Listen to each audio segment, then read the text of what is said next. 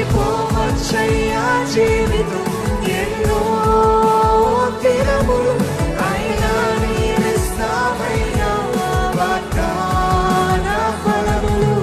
ఆగిపోవచ్చయ్యా జీవితం ఎన్నో దినములు అయినా నీవిస్తావయ్యా వాగ్దాన ఫలములు.